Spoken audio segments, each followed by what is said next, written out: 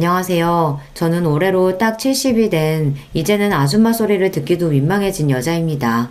일찍부터 장사를 시작해서 이 나이 먹도록 장사 말고는 제대로 뭘 해본 적이 없는 사람이기도 하죠. 배운 것도 많지 않고 내세울 거라고는 많지 않지만 그래도 하나 있는 아들을 보며 모진 세월 굳건히 헤치며 살아왔습니다. 저와 비슷한 나이에 자식 낳고 살아오신 분들이라면 다들 그러시리라 생각합니다만 보잘것없는 인생에서 가장 귀하고 귀한 것을 꼽는다면 역시 자식일 거라고 생각합니다. 저 역시 그렇게 생각하며 평생을 살아왔습니다. 하나 있는 외아들 녀석에게 마음 상하고 상처받을 일이 생긴다 한들 그게 부모의 역할이려니 생각하며 아픈 가슴을 부여지고 미련하게 살아왔죠. 하지만 자식이라고 해서 모든 일이 다 용납되는 건 아니라는 걸, 부모라고 해서 마냥 아무런 대가 없이 내어주기만 해서 될 일이 아니라는 걸 이 나이 먹고서야 겨우 깨닫게 되었습니다. 다 필요 없다. 못난 어미 덕보고 고생 모르고 살아왔으면서 어미 하는 일이 보잘것없다고 일이 어미를 없인 여겨? 나 우습게 아는 놈 나는 없는 셈 치고 살 테니까 어디 너 바라던 대로 창피한 어미 없이 잘들 살아보거라. 어머니, 제가 잘못했어요. 딱 한 번만 용서해 주시면 두 번 다시 실망시키는 일 없을 테니까 제발 한 번만 용서해 주세요. 기회는 차고 넘치도록 줬어. 내 평생을 너를 용서하고 또 용서한 결과가 고작 이거냐? 더는 이놈한테 속을 일 없다. 제가 오죽하면 아들놈한테 이런 소리를 다 했겠습니까? 저로서도 정말이지 쉬운 결정은 아니었어요. 하지만 진작 아들 녀석 버르장머리를 제대로 고쳐놨어야 했어요. 이제 와서 머리 다 굵은 자식 새끼 뜯어 고쳐놓을 수도 없는 노릇이니 마음을 아주 독하게 먹었습니다. 상처 중에 가장 아픈 상처가 믿었던 자식 새끼한테 받은 상처가 아닐까 싶습니다. 저렇게 아들놈 내치고 나서 저라고 어떻게 괜찮을 수 있었겠어요. 한동안 허하고 쓰린 마음을 달랠 길이 없어 적잖이 마음고생을 해야만 했습니다. 여러분들 사연을 들려주는 이 채널의 존재를 알지 못했더라면 아마 저는 더 오랜 시간 혼자 끙끙 가슴앓이를 해야 했을 거예요. 그 생각만 하면 얼굴도 이름도 모르는 여러분들께 참으로 감사한 마음 그뿐입니다. 제 속마음 털어놓을 곳으로 이 채널을 선택한 것 역시 그런 감사한 마음에서 비롯된 것이라고 할 수 있겠죠. 도대체 무슨 일로 하나에는 피부치한테까지 저리 매정하게 돌아선 건지 지금부터 제 사연을 들려드리고자 합니다.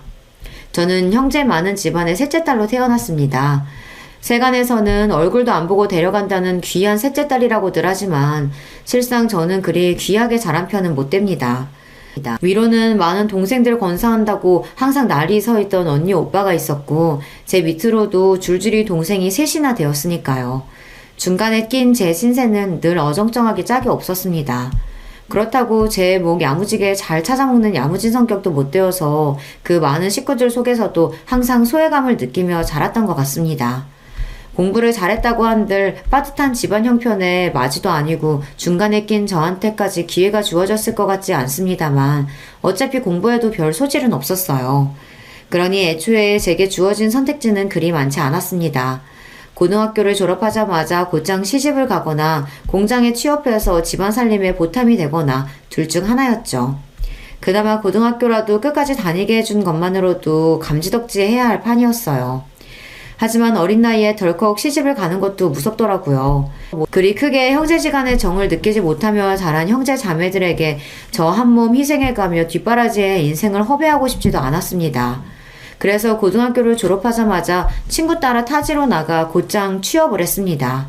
일부러 숙식 제공까지 가능한 기숙사형 공장에 들어가서 처음 한 해는 죽어라고 일만 해서 돈을 모았습니다. 고작 고등학교 졸업하고 아무것도 할 줄 모르는 여자애한테 숙식까지 제공하는데 돈을 뭐 얼마나 줬겠습니까? 기숙사 시설도 열악하기 짝이 없었어요. 겨울에는 난방도 제대로 안 되고 여름에는 푹푹 찌고 말 그대로 그냥 맨바닥이나 다름없는 공장 한 구석에 지붕만 덮어놓은 곳이었어요. 그래도 쥐꼬리만한 월급이나마 악착같이 모아 친구랑 단칸방을 하나 얻어 나와 살게 되니 조금은 숨통이 트였습니다. 둘이 발 뻗으면 남을 공간은 없는 곳이었지만 태어나서 이렇게 적은 인원이랑 방을 써보는 것도 집을 나와서가 처음이었어요. 항상 형제들 몸에 켜켜이 쌓여 발디딜 틈도 없는 곳에서 잠을 잤으니 항상 제대로 자지 못해서 한낮에도 꾸벅꾸벅 졸기 일쑤였죠. 그럴 때마다 밤에 안 자고 뭐 했냐고 구박받기가 일쑤였고요. 비록 초라한 공간이었지만 어린 날 꿈을 꾸기에는 충분한 공간이었어요. 남편을 처음 만난 것도 바로 그 즈음이었습니다. 남편도 본가에서 나와 인근 공장에서 일을 하던 사람이었어요. 친구통에 처음 만난 자리에서 수더분하고 꾸밈 없는 차림에도 눈빛이 맑았던 게 인상이 남아있습니다. 그 사람도 저처럼 형제 많은 집안에서 넷째 아들로 자라나면서 부모 관심 제대로 못 받고 가난 속에서 항상 마음이 허기져 있던 사람이었습니다. 그 사람 얘기를 들을 때마다 꼭 제 마음속을 끄집어낸 것 같아 뜨끔할 때가 많았어요. 식구는 많았지만 정작 의지할 만한 사람은 아무도 없었다는 것조차 저와 그대로 닮아있던 사람이었습니다. 머지않아 그 사람과의 사이는 아주 가까워지게 되었죠. 인주씨나 저나 하늘 아래 마음 둘 것 없는 사람들끼리 지금이라도 서로 의지해서 살다 보면 그래도 잘하면서 부족했던 것들을 조금씩은 채워줄 수 있지 않겠어요? 다른 건 몰라도 절대 혼자 남겨졌다는 생각 들지 않도록 노력할 테니까 인주씨도 제게 그런 사람이 되어주셨으면 좋겠습니다. 투박한 청혼이었지만 그보다 더 진실한 말도 없다고 생각했습니다. 그때 이미 제 뱃속에 저희의 아들인 정우가 들어있었습니다. 없는 형편에 다른 사람 하듯이 결혼식은 언감생심 꿈도 꾸지 못했고 그나마 가진 옷 중 가장 깔끔한 옷을 입고 사진관에 가서 기념사진 한 장 박는 것으로 결혼식을 대신했습니다. 집 나온 이후 거의 을절하다시피 한 각자의 본가에는 구두로 결혼 소식만을 전했습니다. 다른 자식들 건사하느라 여전히 삶이 팍팍한 양가 부모님들이 저희를 따로 찾을 일은 그 후에도 없었습니다. 비록 반지하 단칸방에서 꾸린 신혼집이라고 하기에도 민망한 신혼살림이었습니다만 그럼에도 행복했습니다. 가진 것은 없어도 서로 줄 수 있는 가장 좋은 것을 서로에게 아끼지 않는 저희였어요. 마음이 오가는 것이 일이 따뜻한 일이라는 것도 남편 덕에 알게 되었어요. 나날이 부풀어 오르는 제 배 때문에 더는 공장 일을 나갈 수 없어 없는 살림이 더욱 빠듯해졌지만 부족하면 아끼고 모자라면 욕심 줄여가며 소박하게 지냈습니다. 그렇게 저희 두 사람이 서로 의지하며 신혼을 보내던 중 기다리던 아이가 태어났습니다. 바르게 커달라는 부모의 바람을 담아 정우라는 이름을 붙여주었어요. 아이가 뱃속에 있을 때도 그랬지만 아이가 태어나고 나니 느껴지는 책임감의 무게가 남달랐습니다. 저희 부부 모두 많은 형제들 사이에서 무관심 속에 방치되는 상처를 경험해보았기 때문에 처음부터 자식을 많이 낳고 싶은 생각은 없었습니다. 저희가 저희 능력에서 감당할 수 있을 만큼만 낳아서 줄 수 있는 사랑을 다 쏟고 싶었어요. 아직 가난하기 이를 데 없는 저희였기에 형편이 덮이지 않는 이상 정우는 저희의 유일한 자식이 될 터였습니다. 그만큼 더욱 소중한 아이였어요. 아직 저는 몸푼 지 얼마 되지 않아 일을 나가기는 무리였으니 남편이 제 몫만큼 더 힘을 낼 수밖에 없었어요. 제가 정우 낳고 느꼈던 책임감의 무게 이상으로 막중한 임무를 짊어진 남편이었습니다. 나는 절대로 우리 정우한테 내가 느꼈던 비참한 감정 느끼면서 자라게 만들지 않을 거야. 내 아버지가 그랬던 것처럼 낳아놨으니 할 일 다 했다는 듯이 자식 내팽개치지 않고 내 자식 늘 좋은 것 해주지는 못하더라도 하고 싶은 거 하고 사는데 망설이지 않도록 노력할 거야. 그걸 위해서라면 내 한 몸 부서지는 것도 아깝지 않아. 남편은 자신의 말을 증명이라도 하듯 예전보다도 일을 늘려 몸이 부서져라 열심히 노력했습니다. 원래도 타고나길 성실한 사람이었으나 아버지가 되었다는 책임감은 남편의 지친 몸을 다시금 일으키는 원동력이 되어주었어요. 저도 아직 채 돌아오지 않은 몸 상태와 아직은 24시간 옆을 지켜야 하는 갓난쟁이 아들을 돌보는 정신없는 와중에도 아름아름 부업거리를 물어다가 푼돈이나마 가게에 보탰습니다. 비록 남편은 아이 키우느라 살림하느라 정신없이 바쁜 와중 부업까지 하는 제 아내를 늘 안타까이 여겼지만 말이에요. 내가 부족해서 아직 몸조리도 제대로 못한 당신 이런 일까지 하게 만드네. 앞으로 고생 안 하게 해주겠다고 해놓고 도리어 더 고생시키는 것만 같아 미안해. 무슨 그런 말을 해요. 나도 하고 싶어서 하는 거야. 밖에서 하루 종일 제대로 앉을 틈도 없이 일하는 당신에 비하면 집에서 편하게 소일거리나 하는 내가 고생은 무슨 고생이야. 나 하나도 고생스러운 거 없으니까 미안하단 소리 하지 말아요. 남편은 안쓰럽게 바라보긴 했지만 그건 꼭 남편 미안해하지 말라고 한 소리만은 아니었어요. 어차피 친정에서 자랄 때도 어느 정도 제 몸 가눌 수 있게 자란 이후부터는 항상 할 일이 끊이질 않았고 그런 집에서 도망치듯 나와 공장 일을 할 때도 환경은 여전히 열악하기 짝이 없었으니까요. 부끄러운 마음을 제대로 표현해 본 적은 없지만 결혼해 남편과 아이와 함께 살고 있는 그 단칸방 신혼집이 제 생애 가장 안락한 공간이었습니다. 물론 아이 자라고 나서까지 지낼 수 있는 곳은 아니라고 생각하긴 했습니다만 제 주제에는 충분히 차고 넘치는 곳이라고 생각했어요. 아이 태어나고 남편이 밤낮 없이 추가 근무와 주말 근무를 가리지 않고 닥치는 대로 일한 덕분에 아이가 걸음마를 시작할 무렵에는 저희 부부도 드디어 반지하 생활을 벗어나 지상급으로 보금자리를 옮길 수 있게 되었습니다. 여전히 좁고 허름한 공간이긴 했지만 벼들어오는 곳에 기대어 꾸벅꾸벅 조는 아이를 바라보는 마음은 행복한 감정으로 충만했습니다. 노력한 대로 결과가 돌아오는 보상받는 느낌이라는 게 얼마나 큰 성취감을 가져다 주는지도 새로이 배우게 되었죠. 저희 부부 둘이 열심히 노력하면 이렇게 조금이나마 살림도 나아지고 우리 부부 잘할 때와는 비교도 할 수 없을 정도로 정우에게는 더 나은 환경을 만들어줄 수 있을 거라고 생각하면 힘이 들어도 힘든 줄도 몰랐습니다. 집안에 하나둘씩 제대로 된 살림살이가 늘어가고 저렴한 것이긴 하지만 아이 물건도 점점 늘어나는 것이 기쁨이 되어주었죠. 아직 어려서 글자도 모르는 아이가 가장 좋아하는 장난감은 다름 아닌 그림책이었습니다. 말이 트이기 시작해서 뜻모를 말을 쫑알쫑알 끊임없이 떠들어대며 그림책을 열심히 감상하는 아이를 보는 저희 부부 눈이 즐거움으로 가득했어요. 엄마 아빠를 붙들고 고사리 같은 손가락으로 그림을 짚어가며 제 나름대로 침을 튀기며 열심히 설명하는 게 어찌나 우습고 귀여운지 살면서 지고 왔던 온갖 시름이 한순간에 다 날아가는 기분이었습니다. 공장 직원들 그 누구보다 열심히 일하며 곤란한 일도 마다하지 않던 남편의 노고를 인정받아서였는지 남편은 승진도 하게 되었습니다. 공장 생산직으로서는 이 젊은 나이에 승진이라니 흔치 않은 일이었습니다. 그간의 남편의 노력이 빛을 발한다는 생각이 들자 기쁨에 눈물이 났어요. 여보, 당신 정말 고생 많았어요. 우리 정우 낳고 얼마나 당신이 고생했는지 알아. 당신 같은 아빠가 또 어디 있겠어. 가끔은 내 자식인데도 당신 같은 아버지의 자식이라는 생각에 정우가 부러울 때가 있어. 당신 지금도 충분히 잘하고 있으니까 이제 마음의 짐 좀 내려놓고 우리 조금 편하게 지내요. 고생은 당신이 다 했지. 당신 같은 좋은 엄마한테 이런 칭찬도 다 듣고. 그래도 내가 지금까지 헛산 건 아닌가 보다. 앞으로 승진하고 조금이나마 월급도 올랐고 당신 말대로 이제는 숨통도 좀 튀어가면서 우리 정우 크는 것도 보고 주말에는 정우 데리고 나들이도 나가면서 우리도 다른 사람들 사는 것처럼 한번 살아보자. 고생 많았어요, 여보. 제 생에 그때가 가장 아름다운 시절이 아니었을까 싶어요. 그 이후로 제 인생에 여러 번 기쁜 순간들이 찾아오기는 했지만 그 조금은 부족했던 시절만큼 제 마음이 충만했던 시절은 없었던 것 같아요.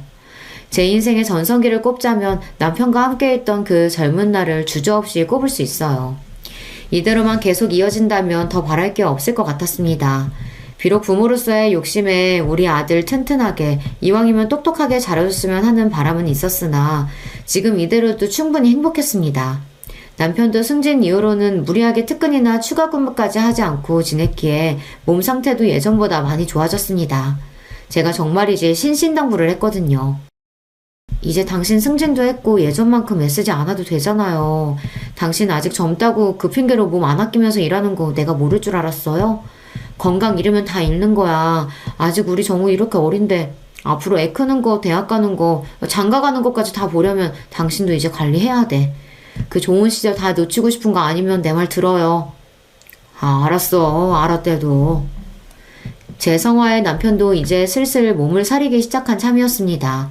젊을 때야 젊은 패기로 어떻게 지나간다고 해도 그게 결국에는 몸에 다 남을 터였어요. 나이 들어 골골대는 것만큼 자식한테 패 끼치는 것도 없다는데 저희 부부 생각이 일치했기에 남편도 가장으로서 당신 몸이 당신 자신만의 것이 아니라는 걸 깨달은 것 같았어요. 스스로를 아낄 줄 모르는 사람이기에 이렇게나마 자신의 몸을 돌볼 줄 아는 사람이 되었다는 사실이 뿌듯했습니다. 그날은 남편 공장에 급작스럽게 추가 주문이 들어와 물량을 맞추느라 전 직원이 야근을 하게 된 날이었습니다. 전화로 야근 소식을 알리는 남편에게 또 당부를 했죠. 당신 내 말 잊지 않았죠? 위험한 쪽으로는 얼씬도 하지 말고 저녁도 거르지 말고 몸이 재산이라는 거 꼭 기억하고. 아이고 알았습니다.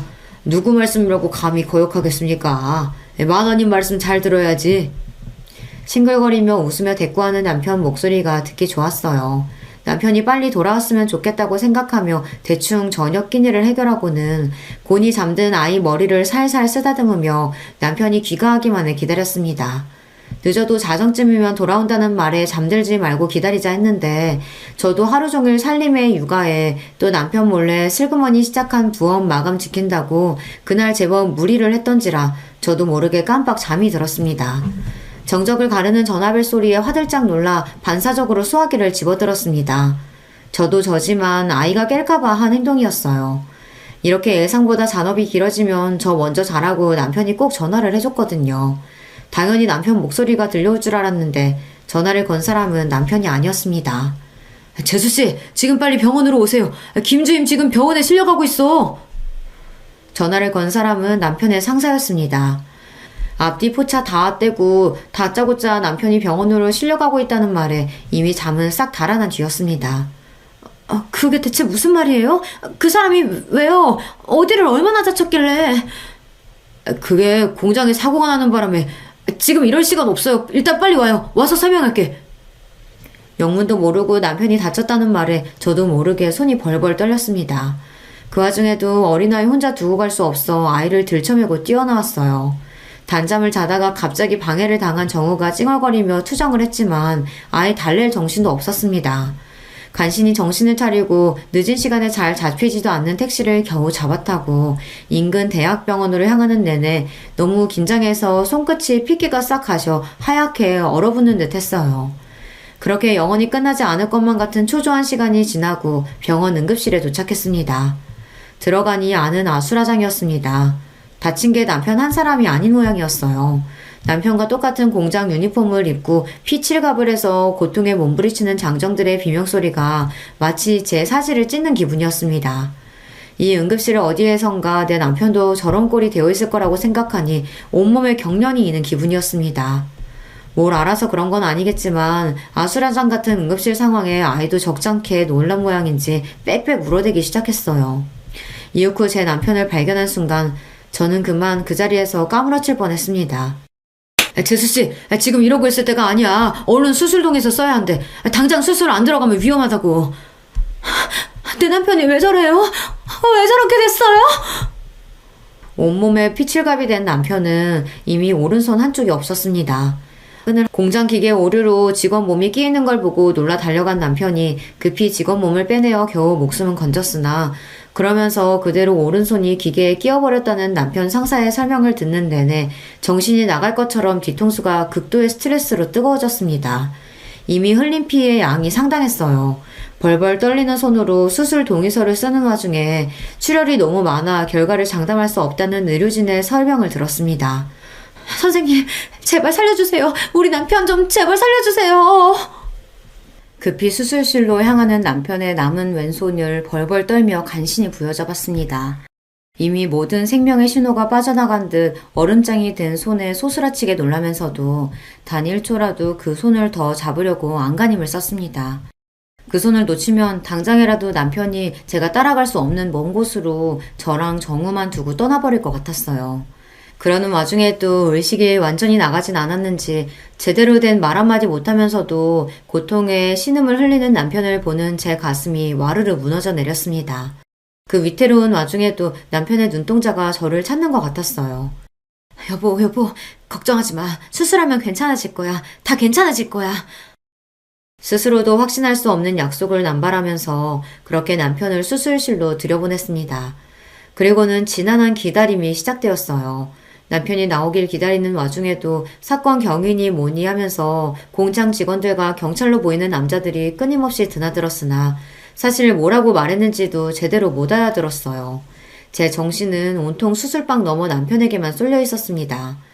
그러는 동안 정우가 자지러지도록 우는 것조차 알아채지 못해 결국 공장 직원 하나가 포대기에서 아이를 빼내 달래고 있었어요. 그 끔찍한 밤을 그대로 꼴딱 세우고 동이 틀 무렵에야 수술실 문이 열렸습니다. 죄송합니다. 김태훈 씨 수술 중 과다출혈로 사망하셨습니다.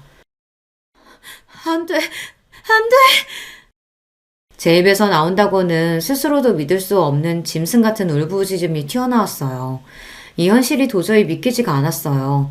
남편 출근길을 배웅하던 게 채 하루도 지나지 않았는데 그 사람이 이제 산 사람이 아니라뇨. 이걸 어떻게 받아들일 수가 있겠습니까? 제가 믿든 믿지 않든 잔인한 시간은 여전히 공평하게 흘러 여러 일들이 순식간에 휘몰아치기 시작했습니다. 사고의 책임이 사측에 있었기에 제가 정신을 놓고 있는 와중에도 남편의 빈소가 차려지고 사고 보상을 비롯한 복잡한 말들이 끊임없이 오갔습니다. 재수씨, 힘드시겠지만 정신 바짝 차리셔야 돼요. 정우 봐서라도 정신 놓으시면 안 돼요. 남편 잃고 어린 것과 남겨진 저를 안타까이 여겨 애타게 말하는 충고조차 받아들이기 어려웠어요. 그러는 내내 정우는 남편 동료 아내 품에 안겨 있었어요. 제가 미친 듯 울부짖다 까무러치기를 여러 번 반복하는 동안 그런 엄마를 보고 공포에 질린 아이가 더는 제 곁으로 다가오지 않았습니다. 그렇게 정신을 차리지 못하는 와중에 남편의 장례가 끝났습니다. 차가운 땅 속에 남편을 묻고 이윽 후 집으로 돌아왔습니다. 며칠 집을 비우지도 않았는데 방바닥이 싸늘하게 식은 것처럼 꼭 무덤처럼 느껴졌습니다. 며칠 전만 하더라도 더없이 따뜻했던 우리의 공간이 낯설게 느껴지자 비로소 홀로 남은 것이 실감이 났습니다. 그렇게 비통함 속에서 남편을 떠나보내야만 했어요. 정신을 놓고 울다가 그런 와중에도 아이 밥은 먹여야 해 억지로 몸을 일으켜 아이 밥만 주고 저는 식음을 전폐하기를 며칠이 지나고 나니 더는 제 몸도 견뎌내지를 못하더라고요. 결국 정신을 놓은 제 발치에서 아이가 세상이 떠나가라 울기 시작했습니다. 그제야 간신히 정신을 차렸습니다. 아이 아빠 잃은 지 얼마나 지났다고 저까지 이렇게 만들 수는 없었어요. 정우야 미안해. 엄마가 잘못했어. 엄마가 잘못했어, 정우야. 그렇게 아이를 끌어안고 애가 끊어질 듯 펑펑 울면서 우리 정우 보란듯이 번듯하게 키워 장성하기 전까지 다시는 아이 앞에서 울지 않으리라 다짐했습니다.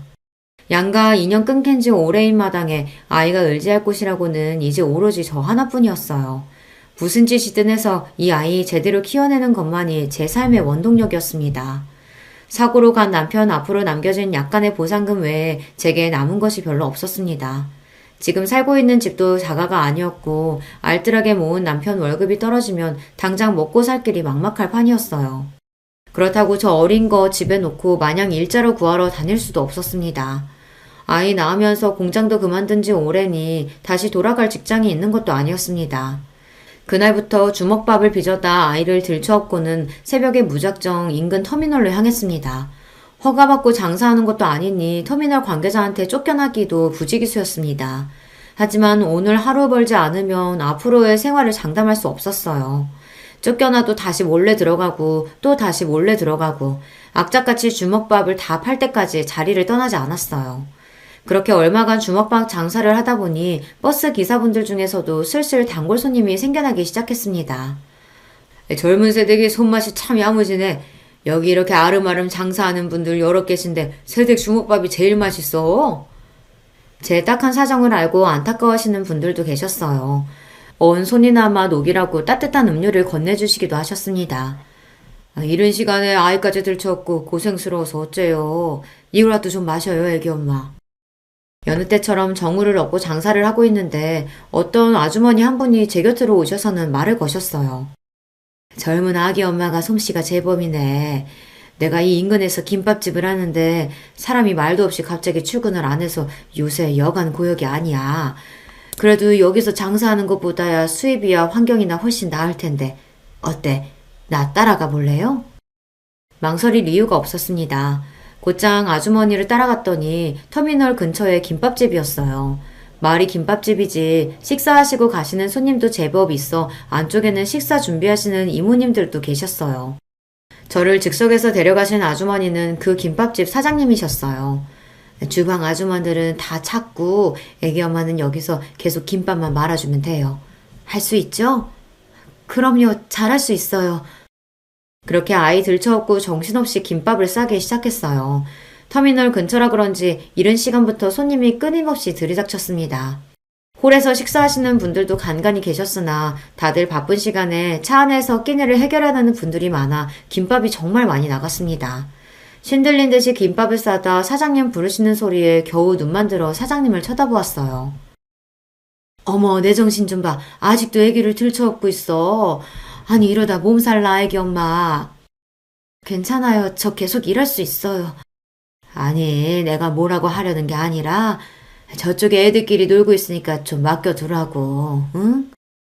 혹시나 아이 딸렸다고 겨우 얻은 일감 뺏길까봐 방어적으로 구는 제가 안쓰러우셨는지 안쪽 구석방으로 아이를 데려가시는 사장님이셨어요. 이 시간에 일어나 나오는 여자들 사정이 다 거기서 거기였는지 방 안에는 저희 정우보다는 조금 자란 아이들 여럿이 이미 모여 저들끼리 놀고 있었습니다. 이 일자리 꼭 얻어내야 한다는 생각에 힘든 줄도 몰랐던 몸에 그제야 긴장이 풀렸는지 피로가 확 몰려왔습니다. 그렇게 그날 하루에만 김밥을 300줄은 좋게 싼 것 같아요. 보다시피 우리 집은 김밥 손님이 대부분이야. 그래서 애기 엄마처럼 손 빠르고 야무진 사람이 제일 필요해. 오늘 일하는 거 보니까 걱정할 필요 없겠네. 내일부터 여기로 출근해요. 아이 맡길 곳 없으면 마땅한 곳 찾을 때까지 당분간 아이 데리고 와도 괜찮아. 감사합니다. 정말 감사합니다, 사장님. 그렇게 생각지도 못했던 김밥 장사를 시작하게 되었어요. 제가 그래도 요리는 좀 하는 편이거든요. 김밥이나 주먹밥 정도는 별로 어려울 것도 없었습니다. 쉬는 날에 근처 유치원에 거의 사정사정해서 아이 맡길 곳도 간신히 찾았습니다. 지금이랑은 다르게 결혼하고 일하는 여자들이 드무니 어린이집 같은 건 있지도 않을 때였어요. 우리 정우는 유치원에 들어가기 아직 1살 어린 날이었으나 제 사정이 워낙 딱하니 그냥 지나치기가 힘드셨던 모양이에요. 돌이켜 생각해보면 그렇게 주위 사람들의 도움을 받아 간신히 그 힘든 시절을 지나올 수 있었어요. 모두 참으로 감사한 인연들입니다. 그렇게 스쳐 지나가는 인연일 줄 알았던 김밥집 사장님과는 평생의 인연으로 이어졌습니다. 사장님도 일찍 남편분과 사별하시고 막막하던 차에 김밥 장사로 집안을 일으키셨거든요. 저 또한 그때 이후로 지금까지 김밥으로 먹고 살고 있으니 질긴 인연의 시작인 셈이었죠. 제가 많은 김밥은 우리 정우의 급식비가 되고 학원비가 되고 대학 등록금이 되어 아들이 자립하는 밑거름이 되어 주었습니다. 남들 보기에는 변변치 않은 일일지 모르겠으나 제게는 하나뿐인 아들 녀석 키워준 거나 다름없는 게 바로 김밥이에요. 비록 아이는 자라면서 김밥이라면 아주 지긋지긋하다는 눈을 하고는 했지만 어쩌겠습니까? 아무리 싫어도 제 자식으로 사는 이상 김밥 팔면 번 돈으로 큰 건 부정할 수 없는 사실이니까요. 아이는 공부를 아주 잘했어요. 저처럼 남편 역시 집안 지원이라고는 일체 받을 수 없어 공부를 오래 하진 못했으나 그 사람이 머리는 좋은 편이었거든요. 다행히 내가 아니라 아빠 머리를 물려받은 모양인지 싶어 안도감과 동시에 가슴 한구석이 아릿해졌습니다. 아이에게서 남편의 흔적을 발견할 때마다 그랬어요. 다른 점이 있다면 아무리 몸이 힘들어도 제 앞에서 험한 말 한 번 한 적 없이 늘 다정한 말을 전했던 것과는 달리 아들 녀석은 성격이 제법 날카로운 편이었습니다. 특히나 자존심이 아주 세서 또래 친구들 보기에 창피할 만한 일에는 아주 질색을 했습니다. 김밥 하는 엄마의 존재야말로 그 녀석 기준으로는 절대 친구들에게 보이기 싫은 창피한 것이었던 모양이에요. 쉬는 날 친구들 한번 데려오라는 말에도 절대 응한 적이 없는 아들이었으니까요. 아, 왜 자꾸 친구들 데려오라 그래? 밖에서 놀면 되는데. 그게 아니라 네 친구들 제대로 본 적이 없으니까 궁금하기도 하고 맛있는 것도 해주고 싶어서 그러지. 맨날 김밥집에서 그러고 있으니까 내가 누구랑 어울리는 줄도 모르지? 너무 그러지 마, 아들. 그래도 엄마가 김밥만은 제주나만 있어서 우리 아들 갖고 싶은 거 하고 싶은 거 시켜줄 수 있는 거야. 아, 됐어. 사춘기가 심해질수록 김밥이라면 치를 떠는 아들이었습니다. 어릴 때는 그래도 엄마가 싼 김밥 입에 넣어주면 곧잘 받아먹던 녀석이 언제부턴가는 김밥에는 입도 대질 않더라고요. 다른 사람이 김밥집에서 일하는 저를 무시하는 데에는 조금의 부끄러움도 없이 당당하던 제가 아들 녀석 태도에만큼은 그럴 수가 없더라고요. 제가 가장 소중한 이가 저를 부끄럽게 여긴다는 게 저로서도 너무 창피한 일이었으니까요. 상처받지 않았다고 하면 거짓말일 겁니다. 김밥 싸는 게 뭐가 부끄러운 일이라고 저렇게까지 기겁을 하나 싶으면서도 남편 없이 아들을 키우는 홀어머니로서의 자격지심인 건지 해준 것보다 못해준 것들이 더 가슴에 남아 아들에게 쓴소리 한번 하기가 쉽지가 않더라고요. 그때 마음을 굳게 먹고 아들놈 버릇을 잡았더라면 결과가 좀 달라졌을까요? 비록 내 새끼는 어미 하는 일을 부끄럽게 여기지만 정작 같이 일하는 사람들한테는 제법 인정을 받았습니다. 내가 살면서 먹은 김밥 연결하면 한반도 한 바퀴는 우습게 둘러쌀 텐데 그런데도 자기보다 김밥 맛있게 싸는 사람은 본 적이 없어. 사장님도 참 사람 민망하게 또 그러신다. 어머, 얘는 내가 없는 소리 하는 줄 아나 봐. 진짜라니까? 제 가게 독립을 도와주신 것 역시 사장님이셨어요. 저야 뭐 김밥이나 말 줄 알았지 상권이니 가게 등록이니 하는 건 문외한이나 다름없었습니다. 사장님 안 계셨으면 내 가게 장만은 언감생심 꿈도 못 꿀 일이었어요. 첫 만남부터 지금까지 그분께는 그저 감사하고 또 감사할 따름입니다. 가게 규모는 작았으나 사장님이 특별히 찍어주신 목 좋은 곳에 자리를 잡아 그런지 제 김밥집은 금세 손님들 입소문을 탔습니다. 독립하면서 그동안 구상했던 새로운 김밥 메뉴들도 함께 팔기 시작했거든요. 지금이야 이것저것 재료가 풍부하게 들어간 프리미엄 김밥들이 일반화되었지만 저 가게 시작할 때만 하더라도 김밥은 흔히들 생각하는 기본 김밥이 전부였어요. 거기에 묵은지를 넣은 김밥이나 쌈밥 비슷한 김밥 메뉴를 내서 팔기 시작하니까 인근 여학교 학생들 반응이 아주 좋더라고요. 태어나서 먹어본 김밥 중에 이모김밥이 제일 맛있어요. 어떻게 이런 김밥을 싸실 생각을 다 하셨어요? 신기해요, 진짜. 그래? 맛있어? 우리 딸내미들 많이 먹어. 정작 제 아들한테서도 인정받지 못하는 제 김밥을 추켜 세워주는 학생들 덕에 힘이 나서 더 신나게 장사를 할 수 있었답니다. 그 친구들이야말로 제 김밥집 2호점, 3호점을 탄생시킨 1등 공신들이에요. 지금도 그 시절을 떠올리면 신명나게 김밥을 말던 제가 떠올라 웃음이 나오곤 해요. 김밥 싫어하는 것과는 별개로 공부 욕심도 많고 그만큼 공부를 잘하기도 했던 아들은 제 할 일은 알아서 잘 찾아서 했어요. 일찍부터 법조인으로서의 꿈을 키우던 아들은 재수 끝에 인근 국립대 법대에 합격했고 곧장 변호사 시험을 준비했습니다. 아들, 판사나 검사는 생각 없고 변호사만 하고 싶어? 변호사 돼야 돈을 잘 벌지. 제가 보기에도 아들은 법조인으로서의 사명감보다는 돈 많이 버는 직업 중 가장 번듯해 보이는 직업을 택한 것 같았어요. 그렇다고 의사가 되기에는 심약한 구석이 있는 아이였어요. 징그럽다고 내장 음식도 안 먹는 녀석이었습니다. 엄마 고생하는 것에 비해서는 제법 곱게 자란 편이었죠. 지금 생각해보면 녀석이 그리 곱게 자랄 수 있었던 것도 다 내 덕인데 항상 아들 앞에서는 왜 그렇게까지 주눅이 들어 살았나 몰라요. 제 아버지 그리 일찍 보낸 게 제 잘못도 아닌데 말입니다. 사법고시 준비하면서 안 그래도 예민했던 아들 녀석 신경이 더욱 날카로워졌습니다. 벌써 동기 중에 합격자가 나왔다는 소리를 들으니 어지간히 애가 탔던 모양이에요. 아들, 너무 스트레스 받지 마. 아직 엄마 돈 벌고 있고 네 뒷바라지 하는데 무리 없으니까. 응? 떨어지라고 무슨 고사지네? 하루라도 빨리 아들 합격하길 바라야지. 그게 무슨 소리야. 시험에 대한 부담감을 내려놓으라고 한 말에 발끈하는 아들한테 서운한 마음이었으나 저도 오죽하면 그럴까 싶어 서운함을 애써 꾹꾹 눌렀습니다. 그렇게 쌓인 감정이 저도 모르게 저를 좀먹는 줄도 모르고 그때는 그저 자식을 위해 인내하는 게 능사라고 여겼습니다. 자식이 엇나갈 때 바로 잡아주는 것 역시 부모의 역할이라는 걸 너무 늦게 깨달았어요. 그래서 아들이 드디어 바라고 바라던 변호사가 되었던 날은 기쁨도 기쁨이었지만 안도감을 더 크게 느꼈던 것 같습니다. 이제 저도 숨통 좀 트였으니 녀석 눈치 볼 일이 좀 줄어들지 않을까 싶었던 것 같아요. 참 아들 눈치를 어지간히도 봤네요. 변호사가 되자마자 아들은 아주 바쁘게 지냈습니다. 어디 취직을 한 게 아니라 하도 성화를 부려서 변호사 사무실 개업을 해줘서 아직 그리 바쁠 때는 아니라고 생각했는데 알고 보니 주말마다 선을 보느라 바쁜 아들이었어요. 변호사 된 지 채 1년도 되지 않아 며느리 될 아이라고 데려온 아이는 피아노과를 졸업한 유복한 집안 따님이었습니다. 사업하는 집안 외동딸이라고 하더라고요. 말이 결혼이지 아들 본인이 대릴 사이를 자처한 거나 다름없는 결혼이었어요. 평생 아들이 원하는 게 남복이 번듯해 보이는 겉모습이었으니 변호사 되자마자 자기 눈에 차는 조건 가진 이와의 결혼으로 그걸 이룬 거였죠.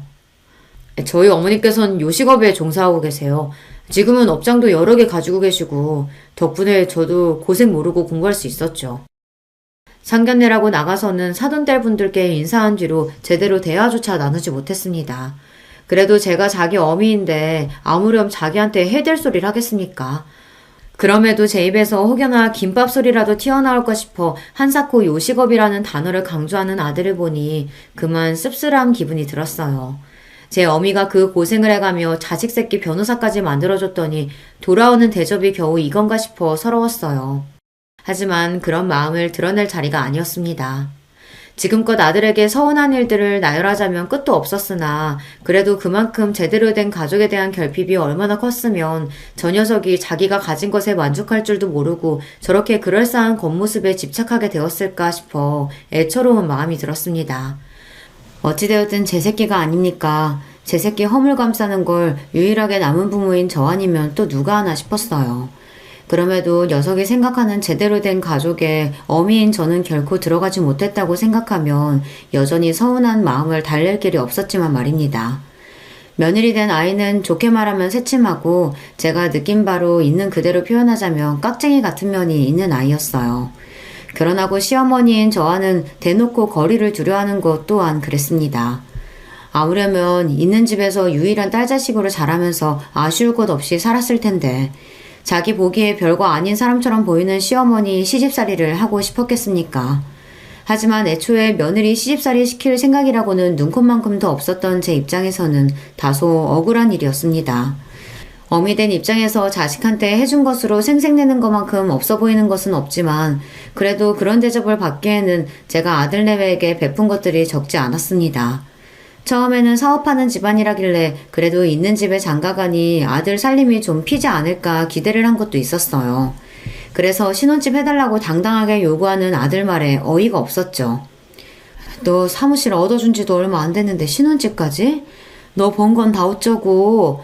그리고 그 댁도 자식한테 아낄 집으로 보이진 않던데. 사무실 개업한 지 얼마나 됐다고 집 얻을 돈까지 마련했겠어. 그러면 그 집에다 신혼집 해달라고 할 셈이었어? 채령이 귀한 댁에서 모셔오는 판에 어부와도 부족한데 그럼 거기다 신혼집까지 해달라고 하라고? 그게 무슨 경우야. 그러는 너는 나한테 무슨 빚을 졌다고 집 해달라는 말을 과자 사달라는 말처럼 하는 건가 잠깐 기가 찼습니다. 제 놈이 저한테 하는 말은 그럼 무슨 경우란 말입니까? 아들 결혼을 준비하면서 마음 다칠 일이 적지 않았던 터라 저도 이제 마냥 예전처럼 억누르기만 하기가 힘들더라고요. 그런 제 마음은 제 마음이고 그렇다고 결혼 얼마 남지도 않았는데 아들 부부를 길바닥에서 자게 할 수도 없고 결국 제가 한 번 더 져주고 말았습니다. 그러면서 며느리에게 감사 인사 한 번을 제대로 들은 적이 없는데 생색낼 생각은 없지만 그렇다고 대놓고 집까지 해준 시어머니 배척하는 건 너무 얌체 같잖아요. 받을 건 다 받아놓고 볼일 다 봤다고 입 싹 닦는 거 아닙니까? 며느리에 대한 인상이 좋을래야 좋을 수가 없었어요. 그리고 그런 며느리 행동을 용인한 게 바로 아들놈이었습니다. 남의 자식 욕할 게 하나 없었다는 뜻이죠. 그러고 보니 아들 장가를 보냈는데도 며느리를 볼 일은 소원하기만 했습니다. 저도 저 달가워하지 않는 사람 굳이 억지로 얼굴 본 마음은 없었어요. 그러다 보니 서로 직접 연락할 일도 없었습니다. 뒤늦게 며느리 생일이 지난 걸 알게 된 것도 그래서였어요. 아이들 결혼시킬 때 생년월일을 받아놓긴 했는데 워낙 연락할 일이 뜸하다 보니 저도 장사하랴 바쁜 와중에 그걸 일일이 기억하지를 못한 거죠. 뒤늦게 며느리 생일이 지났다는 걸 알고 조금 부끄러워졌습니다.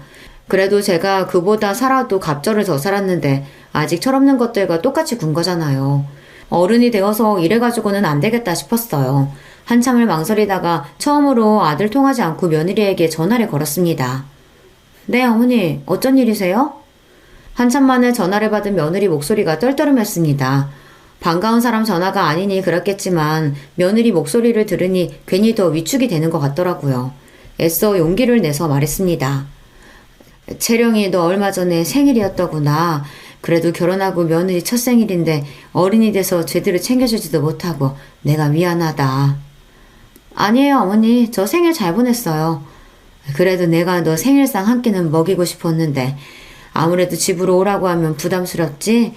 전 그러면 언제 시간 날 때 너 편할 때 가게라도 한번 다녀와. 너 먹고 싶은 거 해줄게.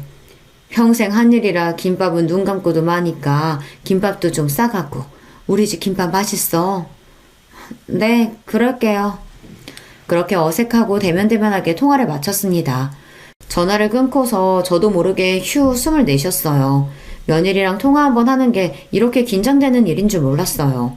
처음부터 좋은 감정으로 시작하진 않았지만 이렇게 내가 한 걸음 다가가면 그래도 불편하고 꺼려지는 사람으로 남지는 않겠지 애써 스스로를 다독였습니다. 아들로부터 전화가 걸려온 건 며느리와 통화한 지 채 30분도 지나지 않을 때였어요. 평소에 연락도 잘 안 하는 놈이 웬일인가 싶어 전화를 받자마자 놈이 소리부터 버럭 질렀습니다. 엄마, 채령이한테 전화했어? 사람 불편한 거 뻔히 알면서 진짜 왜 그래? 그것도 모자라서 김밥을 싸가라니 많이. 도대체 그런 소리 왜 하는 거야? 내가 김밥 질색하는 거 뻔히 알면서. 그런 헛소리 할 거면 채령이한테 전화하지 말아요. 이놈이 정말 하다하다 어미한테 못하는 소리가 없었습니다. 자식한테 이런 취급까지 당하고 나니 그제야 정신이 번쩍 들더군요. 분노로 부들부들 떨리는 손으로 휴대전화를 부러뜨리기라도 할 기세로 꽉 쥐고는 저도 소리를 치기 시작했어요. 이 괘씸한 놈의 새끼, 이 은혜도 모르는 금수만도 못한 놈. 네 놈이 그게 지금 어미한테 할 소리야? 내 청춘 다 빨아먹어 큰 놈이. 네 어미가 만든 김밥 아니었으면 지금쯤 어디서 어떻게 빌어먹고 살지도 모르는 놈이 감히 어미를 업신여겨? 네 어미 김밥 장사하는 게 그리도 부끄럽더냐? 그렇게 창피하고 싫으면 김밥 팔아 번 돈도 마다하지 그랬냐? 버는 족족 네 놈 돈이라도 된다는 듯 내 등에 빨대 꽂고 살아놓고선 감히 나를 무시해? 내 김밥을 무시해? 내가 만든 김밥만도 못한 놈이 감히? 오냐, 김밥 장수 어미가 그렇게 부끄러우면 김밥으로 해준 것도 도로 싹 토해내라. 나도 내 인생 싸그리 부정하고 날 때부터 귀족이라도 됐냐구는 니놈 거만한테도 더는 못 봐주겠다. 그러고는 분노에 차서 씩씩대며 전화를 끊었습니다. 은혜도 모르는 아들놈에 대한 분노와 비로소 그에 대한 서러움과 울분으로 가득 차 있던 속내를 터뜨렸다는 생각에 전에 없이 흥분이 치솟았어요. 그건 분노이자 일견 후련함이기도 했어요. 나 아니면 아무것도 아니었을 놈을 뭐가 그렇게 무섭다고 할 말도 못하고 살았는지요. 그 생각이 들자 더는 놈을 참아줄 이유가 없어졌습니다. 아들놈 퇴근 시간이 채 되기도 전에 아들 내외가 제 집으로 튀어왔습니다. 이 지경까지 와야 아들 내외 얼굴 한번 볼 수 있구나 생각하니 기도 안 차더군요. 엄마, 내 사무실 내놨어요? 어떻게 나한테 한마디 상의도 없이. 네 사무실? 네 사무실이 어딨어? 그게 다 내 돈인데. 눈도 깜짝 않고 야멸차게 말하는 저를 보고 되려 아들 녀석이 당황했습니다. 녀석이 그렇게 당황하는 건 처음 봤어요. 저도 녀석을 어쩔 줄 모르게 만들 수 있었다니 그게 그렇게 손쉬운 방법인 줄 알았다면 진작 좀 해볼 걸 그랬어요. 아직 너희 신혼집 내놨다는 소리는 못 들은 모양이구나. 사무실 얘기만 하는 걸 보니. 내가 내 재산 내 마음대로 하겠다는데 너랑 상의가 왜 필요해? 너는 나한테 뭐 하나 의논하고 결정했니? 그래서 나더러 신혼집 해달라며 일방적으로 통보했어? 강도도 그렇게는 안 할 거다. 어미 무시할 거면 일관되게 무시만 하던가 지갑 취급하며 그동안 잘도 빼먹고 편하게 살았지? 김밥 말아 파는 어미 부끄러워하는 자식 새끼 나도 필요 없다. 꼴 보기 싫으니까 잔말 말고 둘 다 내 집에서 나가. 전에 없이 매몰차게 자기를 내치는 제 모습이 차마 믿기지 않았는지 벌린 입을 다물 줄 모르는 아들이었습니다. 녀석보다 조금 더 빨리 상황을 파악한 며느리가 제 앞에 납작 엎드렸습니다. 어머님, 제가 정말 죄송해요. 그동안 제가 많이 서운하게 해드렸죠? 제가 생각이 모자라서 어머님 마음을 미처 헤아리지 못했어요. 잘못했어요. 화 푸세요. 네 탓할 생각 없다. 내 자식 눈꼴이 저 모양인데 남의 자식한테 입댈 생각 없어. 다만 내 재산 내가 알아서 하겠다는 것뿐이니 나한테 이리 빌어봤자 소용없다. 제 아내까지 내치는 꼴을 보고서야 사태의 심각성을 깨달았는지 아들놈이 제 다리에 매달렸습니다. 엄마, 제가 엄마가 부끄러워서 그런 게 아니라. 아니긴 뭐가 아니야. 세상에 내 존재 가장 작게 만드는 게 바로 네 놈이야. 네 놈 제대로 키워보겠다고 시작한 일을 가장 초라한 일로 만드는 게 바로 네 놈이라고. 내가 뭐 한다고 너 같은 놈 키워낸다고 그 고생을 했는지 모르겠다. 고마워할 줄도 모르는 너 같은 놈 때문에. 엄마, 진정 좀 하시고 제발. 진정은 네가 해야지. 이제 부끄러운 험이 없이 네 놈 혼자 헤쳐나갈 세상살이가 결코 녹록지 않을 텐데 그래야 하지 않겠어? 그간 내 그늘 아래서 세상 무서운 줄 모르고 곱게만 자랐지. 그게 결국은 널 위한 게 아니었는데 지금이라도 잘못된 건 바로 잡는 게 맞겠다. 그래도 내 덕에 돈 걱정 없이 법 공부했으니 너도 억울해할 것도 없다. 이제 각자 인생 각자 살자꾸나. 엄마, 잘못했어요. 잘못은 무슨. 돈 아니면 네가 내 앞에서 무릎 꿇을 일이 있겠어? 속 훤히 들여다보이는지 그만하고 이만들 돌아가. 그렇게 아들 내외를 제 집에서 내쳐버렸습니다. 손이 벌벌 떨리기는 했지만 막상 해보니 못할 일도 아니다 싶더라고요. 비록 아무도 남지 않은 집에 남은 건 지난 제 세월에 대한 허무함과 서름뿐이지만 말입니다. 순간 남편이 떠올랐습니다. 저 녀석 하나 제대로 키우겠다고 그 사람과 마음속으로 약속을 했는데 제 몫을 다하지 못한 것 같아 그 사람에게 송구스러웠어요. 아들 변호사 사무실과 신혼집은 결국 빼버렸습니다. 제 나름대로 마음속 응어리를 털어냈더니 생각보다 수월하게 모든 일을 정리할 수 있었어요. 그러는 동안에도 아들 내외가 집 앞에 찾아와 울고불고 떼를 쓰고 난리도 아니었으나 한 번도 문을 열어주지 않았어요. 녀석은 그렇게라도 벌을 받아야만 했습니다. 저도 허탈한 마음 다잡는데 시간을 제법 쏟아야 했지만 요즘에는 은인이신 식당 사장님과 지인들과 함께 어울려 놀러도 다니면서 전에 없이 여유롭게 지내고 있습니다. 아들놈에게 정신 매이지 않고 살아보기도 이번이 처음이네요. 생각보다는 할만하다 싶습니다. 그래도 자식놈인데 평생 외면할 수야 없겠지만 녀석이 세상의 쓴맛을 제대로 보는 동안에는 일체의 도움을 주지 않을 생각이에요. 이제야 녀석에게 제대로 어미 노릇을 하는 것 같다는 생각도 듭니다. 늙은이의 별 볼 일 없는 이야기는 여기까지예요. 여러분은 이 어리석은 늙은이와 같은 과오는 저지르지 마셨으면 해요. 긴 이야기 들어주셔서 감사합니다. 안녕하세요. 저는 이제 곧 있으면 8순이 되는 할머니입니다. 요즘 같은 세상에 아직 제 나이면 한창이라고 하긴 하더라만 그래도 할머니는 할머니죠. 일평생 제 이야기를 남에게 해본 적이 없었는데 오늘은 제 이야기를 좀 해볼까 합니다. 여러분들에게 다 털어놓고 나면 제 속이 좀 시원해지고 기분도 괜찮아질까 싶어서요. 저는 가난한 집 막내딸로 태어났습니다. 위로는 오빠가 둘 있었는데 우리 시절에 그랬듯 여자는 늘 뒷전이었어요. 기억도 안 나는 어린 시절부터 어머니를 도와 집안일을 했었어야 했고 국민학교도 겨우 졸업했습니다. 아버지가 계집애가 공부를 해서 어디다 쓰냐면서 엄청 구박을 하셨거든요. 오빠들이 교복을 입고 학교에 가는 모습이 그렇게 부러웠어요. 그래도 막내라고 학교에서 빵 같은 걸 받아오면 저를 먼저 챙겨주곤 했습니다. 그 오빠들이 이제 다 세상을 떠나고 없네요. 넉넉하지 않은 형편이었기 때문에 저는 13, 일찌감치 공장에 취직을 했어요. 하루 종일 미신기 앞에 앉아서 노동을 했습니다. 그리고 버는 돈은 족족 집으로 다 가져다 줬어요. 오빠들 학비에 보태야 했기 때문입니다. 아버지의 구박을 받으면서 자라긴 했지만 어머니나 오빠들이 잘해줬기 때문에 위로가 되었습니다. 오빠들이 학교를 졸업하고 나서는 야간 학교라도 다니라고 돈도 쥐어줬었으니까요. 제 덕에 학교 졸업했다고 말이죠.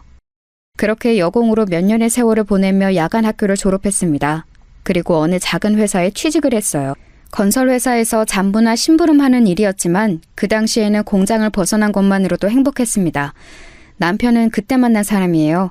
제 나이 22살, 남편은 26이었어요. 양쪽 부모님은 궁합도 안 보는 나이 차이라며 호들갑을 떨어대셨어요. 남편 집에서는 당시에는 어린 나이가 아니었던 남편을 빨리 보내고 싶어하는 마음이었고 저희 집은 딸아이 빨리 치워버리자는 마음이었겠죠. 특히 아버지 말입니다. 저희는 그렇게 결혼했어요. 그 당시에는 흔치 않은 연애 결혼이었습니다. 저도 저에 대해 적극적으로 애정 표현을 해오는 남편이 싫지는 않았거든요. 나를 좋아해주는 사람에게 시집가야 한다는 어머니의 말씀을 정말 귀에 인이 박히도록 들어왔던지라 더 남편과 결혼해야겠다는 생각했는지도 모릅니다. 순조로웠던 결혼까지의 과정과는 달리 결혼하고 나서는 고달픈 일들이 많았어요. 일단 시집살이가 엄청났습니다. 시어머니는 보통 유별난 분이 아니셨거든요. 특히 아들에 엄청 집착하셨는데 제가 결혼하고 1년 넘게 임신이 되지 않자 정말 유난을 부리셨어요. 지금 같으면 뭐 1년 가지고 23 어린 여자에게 뭔 문제가 있어서 좀 기다려보자 하겠지만 그때는 또 시대가 시대였지 않습니까? 밤낮으로 어머님을 따라 전국에 아들 낳는다는 명소라는 명소는 다 가서 기도를 드리고 옆집에 아들만 셋 낳았다는 여자의 속옷을 비싼 값에 사와서 입고 다니기도 하고 좋다는 약이란 약은 다 먹었어요. 하지만 아이가 쉽사리 들어서지 않았습니다. 그 덕에 구박이란 구박은 다 받았어요. 년년 소리를 들으며 온갖 집안일을 다 해야 했고 어디 가서 사람 취급 못 받는 건 예사였습니다. 지금이야 임신이 안 되면 남자 쪽에도 문제가 있을 수도 있으니 같이 검사를 하자고 하지만 그때는 뭐 그런 게 있을 때인가요? 그냥 며느리가 죽을 죄를 지은 죄인인 거죠. 그래서 정말 매일 밤을 울었어요. 내가 정말 어디 문제가 있나? 나는 애도 못 낳는 여자인가? 하면서 말입니다. 남편은 아버지와 달리 다정한 사람이긴 했지만 그만큼 효자이기도 했어요. 그래서 매일 밤 저를 달래주면서도 자신의 어머니의 말이라면 다 들었습니다. 그래서 시어머님이 더 저를 대놓고 미워라 하셨겠죠. 그 부분은 아직도 생각하며 가끔 미워요. 그때 내 편을 제대로 좀 들어주지 하는 생각도 들고 말이죠. 하지만 다 너무 옛날 이야기네요. 결혼하고 5년 만에 첫째 아이가 들어섰습니다. 제 나이 27이었어요. 온 집안이 그야말로 경사였습니다. 그날 이후로 시어머님은 절에 들어가셨어요. 제 뱃속에 있는 아이가 아들이어야만 했거든요. 5년 만에 된 임신인데 그 이후에는 또 언제 될지도 알 수 없거니와 그땐 27이면 노산 소리를 들을 때라 다음은 없다고 생각하셨는지 정말 간절하셨습니다. 저는 답답하리만큼 누워서 꼼짝조차 못했어요. 혹시나 애 떨어지면 안 된다고 물을 마시러 가는 것조차 함부로 하지 못했습니다. 꼭 아들이어야만 한다. 딸이면 너는 쫓겨나. 그런 말씀을 서슴없이 하셨어요. 하지만 모두의 바람과는 달리 제 뱃속의 아이는 딸이었습니다. 아이가 나오자마자 모두가 실망 어린 탄식을 하던 장면을 저는 아직도 잊을 수가 없어요. 그 누구 하나 고생했다는 말이 없었습니다. 오히려 시어머니는 방금 해산한 며느리의 면전에 대고 2년 전연하며 쌍욕을 하셨으니까 뭐 말 다 했죠. 씨바시를 드려야 돼. 어머니, 아직 이 사람 젊고 저도 젊어요. 그런 말씀은 마세요. 씨바시를 드려야 한다는 말에 남편은 처음으로 자기 어머니의 뜻에 반기를 들었어요. 절대 그러지 않는 사람이 그러니 시어머니도 고집을 부리시진 못했습니다. 하지만 제가 둘째를 가지기 전까지는 내내 그랬으면 하는 마음을 남편에게 이야기했어요. 실제로 알아보러 다니신 것도 알고 있었습니다. 어디서 이런 박복한 년이 굴러들어와서 내가 그때 그냥 좋다고 며느리를 들인 게 실수지, 실수야. 어디 가서 물어보면 너보고 다 아들복은 뒤지게 없다고들 한다. 어? 아이고 내 팔자야. 우리 집안의 대가 여기서 끊어지겠어. 전년 하나 때문에. 매일매일 그런 소리를 듣고 살았어요. 정말 매일매일이요. 나중에는 욕을 안 듣는 날이 이상한 느낌이 들 정도였습니다. 임신이네요. 축하드려요. 몸이 이상해서 가본 병원에서 둘째를 가졌다는 말을 들었을 때 정말 눈물이 났어요. 그래서 집으로 돌아가는 내내 대성통곡을 했습니다. 그러고 얼굴이 퉁퉁 부은 채로 집에 들어갔더니 시어머니가 무슨 큰 병에 걸렸냐며 대낮부터 여자가 불성사납게 길거리에서 울고 다닌다며 또 욕이란 욕은 다 하시더군요. 어머니, 저 임신이래요. 뭐요? 진짜요? 네. 아이고 부처님 천지시면이 감사합니다. 아이고. 그날부터 다시 어머님의 기도가 시작됐습니다. 그전과 다른 게 있었다면 가시던 그 절에 저도 함께 들어가 있었어야 했다는 거예요. 산달이 될 때까지는 이 안에서 꼼짝도 말거라. 부정 탄다고 절대 그러면 안 된다 했다. 몰래 나갔다가 나한테 들키면 너 죽고 나 죽는 거니까 그런 줄 알아라. 저는 정말 산 아래로 한 발짝도 내려오지 못한 채 8개월을 가까이를 산속 그 절에서 생활했어요. 불편한 것도 많고 너무 힘들었지만 그래도 아들을 낳아야 한다는 일념 하나로 이겨냈습니다. 남편도 멀쩡한 부인과 반년이 넘는 시간 동안 생리배를 해야 했고요. 내가 당신한테는 정말 많이 미안해. 그래도 남편은 참 다정한 사람이라 참고 살았던 것 같아요. 지금 생각해보면 말입니다. 그렇게 저는 아들을 낳았습니다. 아들을 낳던 날 온 집안에 어머니의 비명 같은 울음소리가 울려 퍼졌습니다. 그리고 결혼하고 처음으로 들었어요. 수고했다. 수고했다는 말입니다. 그 말 한마디 듣자고 7년이 넘는 세월을 그렇게 마음고생 몸고생한 거 생각하니 허무하더라고요. 대체 아들이 뭐라고 말이죠. 하지만 저도 어쩔 수 없는 옛날 사람인지라 딸아이보다는 아들내미가 이쁘긴 하더군요. 그래서는 안 되는데 말입니다. 엄마는 왜 정수만 이뻐해? 엄마가 언제 정수만 이뻐했어. 정이도 예뻐해. 거짓말. 엄마가 맨날 간식도 정수 하나 더 주는 거 내가 모를 줄 알아? 어린 시절 딸아이가 했던 말이 다 늙은 지금도 가슴에 콱 박혀 있어요. 저도 좋은 엄마는 아니었나 봅니다. 그렇게 저는 제 할 몫은 다 했어요. 그렇게 원하고 바라시던 아들도 낳아드렸고 어머님이 돌아가실 때까지 모시고 살았으니 말입니다. 돌아가시기 전에 유언처럼 그러시더군요. 너같이 착하고 잘하는 며느리는 또 없더라. 미안했다. 물론 그 한마디로 모든 것들이 씻기듯 없어진 건 아니었지만 그래도 지난날 제 세월이 아주 헛된 건 아니구나 싶어 눈물이 났습니다. 어머님이 돌아가시고 사람들은 며느리가 시어머니를 참 많이 좋아했나 보다 했지만 제 눈물은 사실 그 안에 대한 눈물이었어요.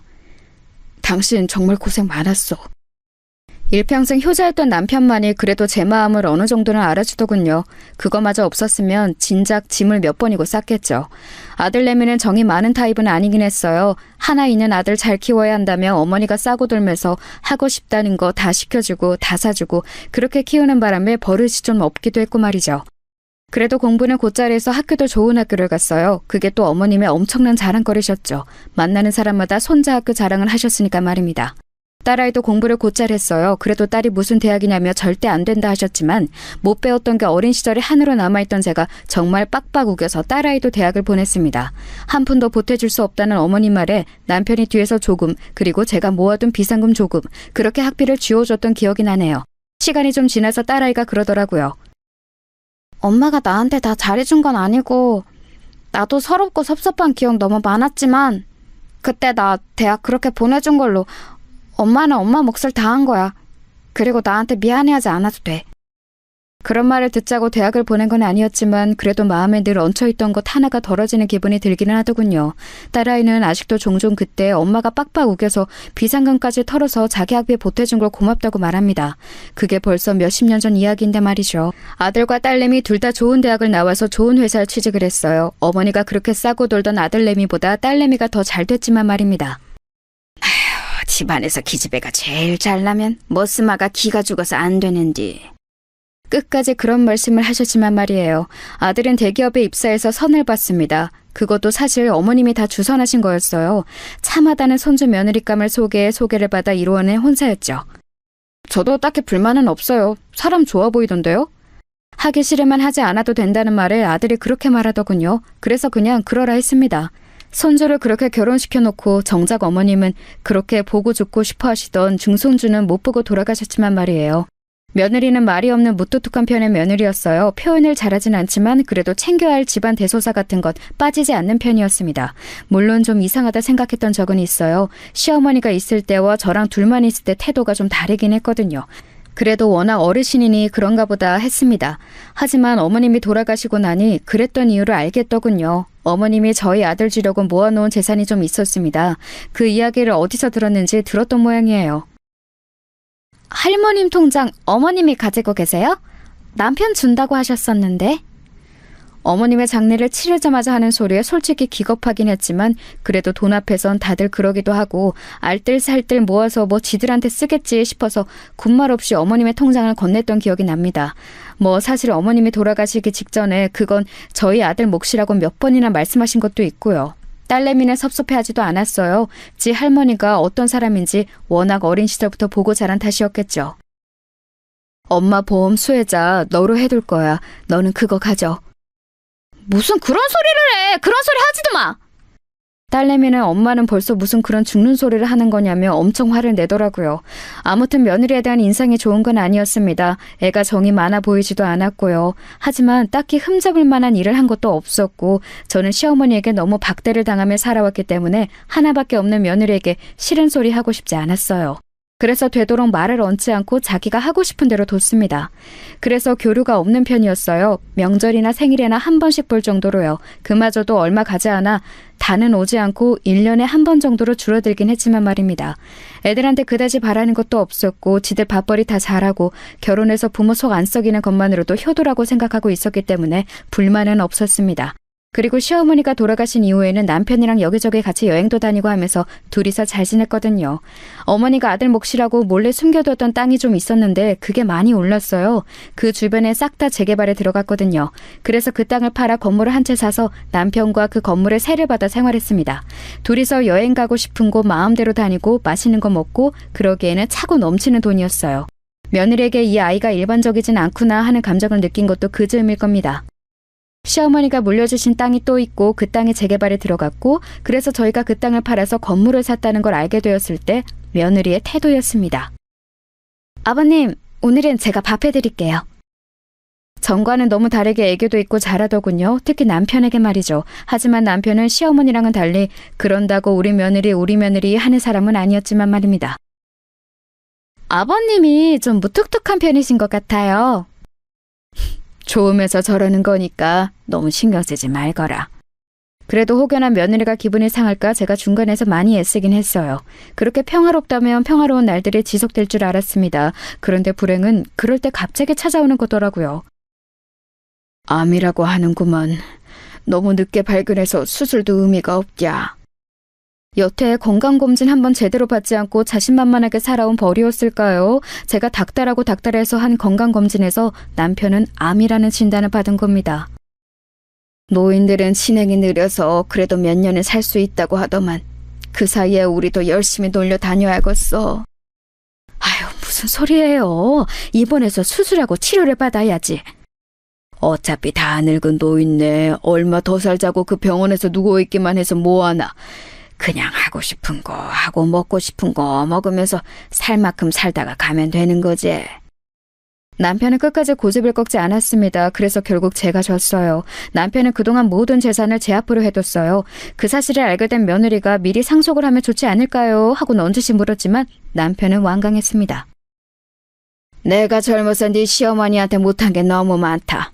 내 거 다 주고 나중에 자기 죽을 때 이거 다 마음대로 알아서 하라고 할 거요. 자식들한테 한 푼도 안 준다고 해도 그것은 네 시험의 뜻이고 다 준다고 해도 네 시험의 뜻이고 나는 그렇게 결정했으니까 그 이야기는 다시 하지 말거라. 남편이 노골적으로 불편한 기색을 비췄기 때문에 며느리도 한 발 물러설 수밖에 없었어요. 남편의 뜻에 따라 그냥 하고 싶다는 거, 먹고 싶다는 거 다 하고 다 먹으면서 그렇게 보냈습니다. 자기가 걸을 수 없게 될 때까지 말이죠. 그리고 더 이상 그럴 수 없게 될 만큼 병이 약화되었을 때 병원에 누워서 그러더군요. 당신 병간호 하게 하고 싶지 않아서 항상 당신보다 하루 더 늦게 죽게 해달라고 그렇게 빌었었는데 결국은 당신 또 고생시키다 가는구먼. 나는 평생 당신한테 좋은 남편은 될 수가 없나벼. 어머니 때문에 미웠던 적은 많았어도 당신이랑 결혼한 걸 후회한 적은 없었으니까 안 미안해도 돼요. 그 말에 남편이 울더라고요. 그 말을 한 지 얼마 되지 않아 남편은 세상을 떴습니다. 남편이 세상을 떠난 날 정말 많이 울었어요. 아직도 다 늙어서 이렇게 눈물이 나는구나 싶을 만큼 많이 울었습니다. 하나밖에 없는 남편이자 또 친구가 떠난 느낌이었어요. 늘 옆에 공기처럼 있던 사람이 없어지니까 정말 한 번의 체감이 확 되더라고요. 남편이 없는 빈자리가 말입니다. 그래서 한동안은 우울증 같은 게 왔었어요. 엄마, 좀 먹어. 아빠도 엄마 이러는 거 원하지 않으실 거야. 딸이 이틀에 한 번꼴로 집에 와서 저를 챙겼습니다. 그때 딸아이 아니었으면 견뎌내기 힘들었을 거예요. 물론 며느리도 평소보단 훨씬 더 얼굴을 비추긴 했습니다. 어느 정도 시간이 지나고 남편의 빈자리도 또 혼자라는 사실도 적응이 되어갈 무렵 남편이 쓴 일기를 읽게 되었어요. 그 일기에는 저에게 얼마나 미안한 마음을 가지고 있는지에 대한 내용과 자기가 떠나고 나서도 제가 호강했으면 하는 마음이 가득 담겨 있었습니다. 그래서 남편의 뜻에 따라 살기로 했어요. 맛있는 것도 많이 먹고 친구들이랑 여행도 다니고 그러면서 지냈습니다. 그러다 문득 친구들이 그러더군요. 그 많은 재산 다 어쩌고 죽을 거요?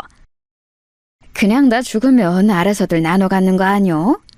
아우, 안 돼. 그러면 싸움 나. 쥐들이 더 가져가겠다고. 미리미리 어느 정도 주겠다 다 정해놔야 된다니까. 아, 그러고 죽기 전엔 절대 주면 안 되고. 그냥 미리미리 줄 만큼 다 주고 나 쓸 것만 남겨두면 안 되나? 아우, 큰일 날 소리 하네. 그러면 태도가 싹 바뀐다니까. 죽기 전엔 정말 한 푼도 주면 안 돼. 처음에는 뭘 그렇게 유난을 떨어야 하나 싶었지만 며느리의 여태 동안의 그 태도들이 마음에 걸려 있었던지라 그 말이 더 마음에 와닿았습니다. 친구들의 조언대로 변호사를 만나 딱 3등분으로 나눠줄 생각이었어요. 딸내, 아들내, 그리고 나머지는 기부로 하는 걸로 말입니다. 예전부터 좋은 일을 늘 하고 싶었는데 기회가 없었거든요. 뉴스 같은 곳에서 전 재산을 기부했다는 사람들을 보면서 대단하다고 생각했던 적도 많았습니다. 물론 저는 전 재산을 기부하는 건 아니라 아이들에게도 줄 생각이긴 했지만 말입니다. 어머님, 변호사 만나셨어요? 그런데 며느리가 제가 말하지도 않았는데 제가 변호사를 만난 걸 어디서 듣고 와서 묻더라고요. 그걸 어떻게 알았니? 저희 동네에 있는 사무실에 가셨죠? 저희 동네에 제가 아는 사람이 많아서 만났다. 재산 문제로 만나신 거예요? 답지 않게 정말 꼬치꼬치 묻더군요. 며느리가 재산에 대해 관심이 많은 건 알고 있었던지라 그냥 별 문제가 될 것 같지는 않아서 다 대답했습니다. 주변에서 죽기 전에 미리 나눠야 한다고 해서 아직은 그냥 만나보기만 한 거야. 아직 유언장을 쓴 건 아니었거든요. 변호사 말로는 정확하게 재산 파악을 해서 뭐는 누구에게 그런 걸 정확히 써야 한다고 하더라고요. 그래서 시간이 좀 걸린다고요. 어떻게 하실 건데요? 지들이 받을 재산인데 궁금할 것도 같다 생각하며 그냥 이야기했어요. 3등분해서 큰애, 니네, 그리고 나머지는 기부할 거다. 제 그 말에 며느리 눈이 동그래지더군요. 기부를 하신다고요? 아니 그 전에 형님이랑 저희랑 똑같이 주신다고요? 그래, 뭐가 문제냐? 너네는 어머니가 주신 돈도 따로 받아간 게 있지 않니? 그것도 적은 돈이 아닌데. 아니, 아무리 그래도 아들이잖아요. 요즘 세상에 그런 게 어딨어. 그리고 기부는 무슨 말씀이세요? 예전부터 뉴스 같은 거 보면서 전 재산 기부했다는 할매, 할배들 멋지다고 생각했다. 그래서 나도 전 재산은 아니지만 기부하기로 한 거요. 아니, 그 큰 돈을. 큰 돈이니까 더 해야지. 그리고 너네가 가져가는 돈도 큰 돈인데 뭐가 그렇게 아깝니? 아니, 아까운 게 아니라 굳이 그래야 하나 싶은 거죠. 자식들 몫까지 나눠서. 여기에 너희 몫이 정해진 게 어딨어. 그냥 운이 좋아서 땅이 오른 덕에 생긴 돈인데. 며느리가 꽁한 얼굴로 입을 꾹 다물더군요. 상당히 불만이 많은 얼굴이었지만 더 말을 꺼냈다간 이마저도 제가 안 준다고 할까봐 참는 게 느껴졌습니다. 그날 이후로 며느리는 거의 매일을 저희 집에 찾아왔어요. 그리고는 집안일을 하고 제 옆에 딱 붙어서 하루 종일 저를 설득했습니다. 어머님, 다시 한번 생각해보세요. 저희가 다 달라는 거 아니라니까요? 애비도 그렇게 많이 기부하냐고 어머니께 다시 말해보라고 했고. 나는 이미 마음 다 정했다니까 그런다. 유언장 그렇게 쓸 마음은 안 바뀌니까 너도 그만 포기해. 그리고 이렇게 매일 오는 것도 하지 말거라. 그렇게 해도 제 마음이 바뀔 것 같지 않으니 한동안은 그만하는 것 같더라고요. 제가 생전 며느리 흉을 다른 사람에게 본 적이 없는데 요즘 며느리는 너무 노골적으로 돈돈거리는 것 같아서 딸아이에게도 말한 적이 있었습니다. 엄마, 절대 유산 상속 미리 해주지 마. 싸가지가 없어. 평소에는 자주 오지도 않으면서. 그래도 애 앞에서는 그런 소리 하지 마라. 안 해요. 나도 괜히 분란 만드는 거 싫어. 그냥 엄마랑 이렇게 뒤에서 욕하고 마는 거지. 딸내미도 지 아빠 닮아서 여기저기 입대는 스타일이 아니라 그런지 그냥 그러고 말긴 했지만 말입니다. 그러던 어느 날이었어요. 꿈에 남편이 나왔습니다. 그렇게 가고 나서 한 번도 꿈에 나온 적이 없었는데 저 멀리서부터 저한테 이리 오라고 손짓을 하더군요. 그래서 남편 가까이 다가가 푸념을 했습니다. 아이고, 생전 안 찾아오더니 이제야 왔소. 잘 지냈는가? 나야 못 지낼 게 어딨어요. 일찍 간 당신 억울하게 잘 먹고 잘 살고 있어요. 그랬더니 남편이 웃더군요. 그거 참 다행이라면서 말이에요. 나 데리고 가려고 왔어요? 당신은 올라면 한참 멀었으니까 그런 말 하지도 마소. 그럼 이제사 내 안부가 궁금했어요? 거기가 지낼만 한가 보제? 지낼만 하던 아니던 지금 올 생각은 하지도 말고 할 말이 있어서 왔소. 무슨 말이요? 제 질문에 남편의 표정이 갑자기 굳어지더라고요. 좀 전에 희미하게 웃고 있던 모습과는 달리 그놈마다 못해 무서워 보였습니다. 그래서 제가 한 발 물러나려 하니 제 손목을 꽉 잡고는 한마디 한마디 힘줘 말하더군요. 내일 며느리 조심하소. 예? 그게 무슨 말이에요? 며느리 절대 조심하소. 알겠소? 남편이 아플 정도로 손을 꽉 잡고는 신신당부를 하더라고요. 그래서 일단 고개를 끄덕였습니다. 알겠어요. 근데 왜? 제가 알겠다고 하자마자 한 번 더 뚫어져라 저를 쳐다보더니 스르륵 사라지더군요. 남편이 사라짐과 동시에 잠에서 깼습니다. 기분이 이상했어요. 남편의 표정도 처음 보는 무서운 표정이었고 무엇보다 꿈이 너무나 생생했습니다. 남편이 꽉 잡았던 손목의 느낌도 아직 나는 것 같아요. 그렇게 이상한 기분으로 하루를 시작했습니다. 그런데 소름이 돋는 일이 일어났어요. 한동안 연락이 없던 며느리가 집으로 찾아온 겁니다. 진짜 기분 이상하더라고요. 네가 무슨 일이냐? 꼭 무슨 일이 있어야 하나요? 그냥 환절기고 어머님 입만 떼면 한 번씩 꼭 감기 걸리시잖아요. 그래서 좋아하시는 백합죽 써드리려고 왔죠. 요즘 맛있대요. 몸 괜찮다. 그래도 드세요. 뭐 죽을 아플 때만 먹으라는 법 있나요? 그리고 좋아하시잖아요. 그러고선 부엌으로 들어가 준비해온 재료들로 죽을 쓰기 시작하더군요. 그 뒷모습을 가만 보고 있는데 자꾸 어젯밤 꿈속에서 남편이 해준 말과 그 말을 해줄 때의 얼굴이 생각났습니다. 그렇게 며느리의 모습을 가만 보고 있는데 시간이 꽤 지났는지 다 됐다고 하더군요. 찝찝한 마음을 안고 식탁에 앉았습니다. 간 봤는데 진짜 맛있게 잘 됐어요. 그래 보이는구나. 죽은 진짜 맛있어 보였어요. 하지만 선뜻 손이 가지 않더군요. 자꾸 얹힌 것처럼 남편의 모습이 떠올랐습니다. 그래서 답답한 듯 가슴을 툭툭 쳤어요. 그랬더니 며느리가 자리에서 벌떡 일어서더군요. 뭘 가져다 드릴까요? 그리고는 제 대답도 듣지 않고 벌떡 일어나 물을 가지러 돌아서더군요. 그때였습니다. 갑자기 왜 그런 생각과 행동을 했는지 모르겠지만 며느리의 앞에 놓인 며느리의 죽과 제 앞에 놓인 제 죽을 바꿔야겠다는 생각이 들더군요. 그냥 그래야겠다는 생각이 들었습니다. 그래서 퍼뜩 그릇을 바꿨어요. 그리고 모른 척 앉아 있었습니다. 심장이 정말 벌렁벌렁거렸어요.